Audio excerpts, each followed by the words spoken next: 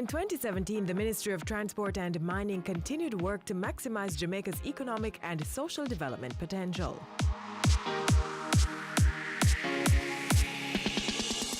Work done by the ministry during 2017 included the launch of a new vehicle management system at the Island Traffic Authority in January. It will eliminate manual paper-based processes and duplication of records, while increasing cost savings at examination depots and supporting more compliant vehicles being on the roads. In February, the Transport Authority opened an office in Savannah-Lamar, Westmoreland to provide greater access to customers in western parishes.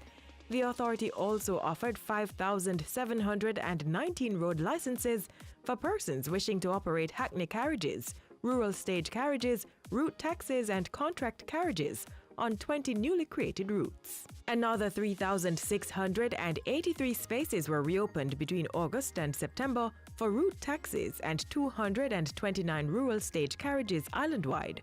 2017 also saw the Transport Ministry's Road Safety Unit and the JCF stepping up road safety operations. Energy and transportation gains converged at the National Bus Company in 2017 when a proposal was finalized for the use of liquefied natural gas (LNG) by the JUTC. Then in December, Cabinet approved a pilot project to retrofit 5 Jamaica Urban Transit Company buses to start using LNG in the first quarter of 2018.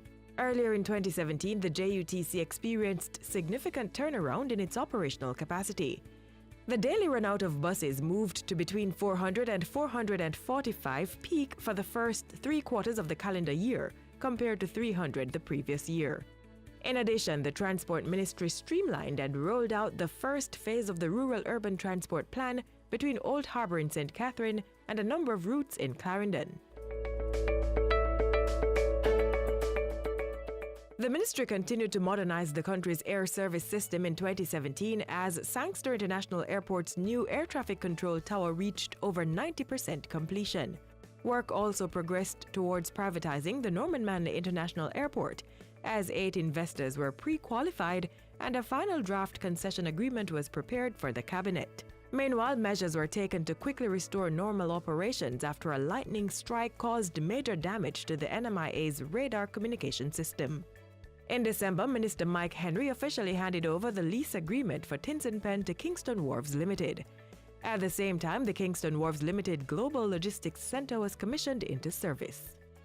Today we are seeing the implementation of the Cabinet decision to decommission the Aeronautical Training School to support logistic development in the Port of Kingston. And in 2017, the International Civil Aviation Organization recognized Jamaica as one of 12 leading member countries that are in compliance with its standards and recommended practices.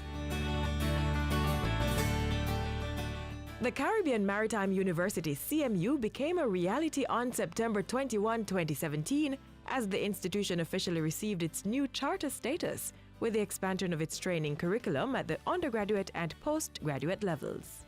This followed the passage of relevant legislation in Parliament earlier in the year. The university also signed an MOU with the Universal Service Fund for $310 million to establish a National Marine Port Operations Simulator Training Center, a multi-purpose lab, and a Geographic Information System Center. In November, Jamaica was successfully re-elected to the International Maritime Organization IMO Council Category C, which affords it enhanced influence in maritime decision-making for the period 2018 to 2019. Meanwhile, the Maritime Authority of Jamaica and Development Bank of Jamaica commenced work to establish a Jamaica Ship Registry to counter challenges in the sector.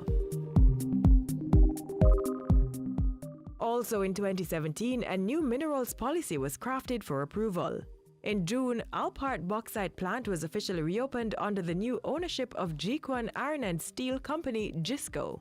A bold decision was taken to give a 5-year bauxite levy waiver to facilitate the plant's reopening, with assurances from GISCO that they will, within 3 years of reopening Alpart, build a new 2 million tons per annum alumina plant to complement the existing 1.65 million tons per annum facility.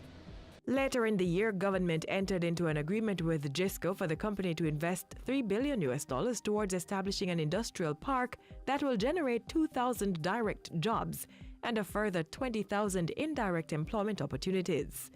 Throughout 2017, the Mining Ministry also restored more than 260 hectares of mined-out land to support farmers with areas for food production and planting for the nutraceutical industry. Just some of the highlights of the Ministry of Transport and Mining's strong performance for 2017, building prosperity through partnership.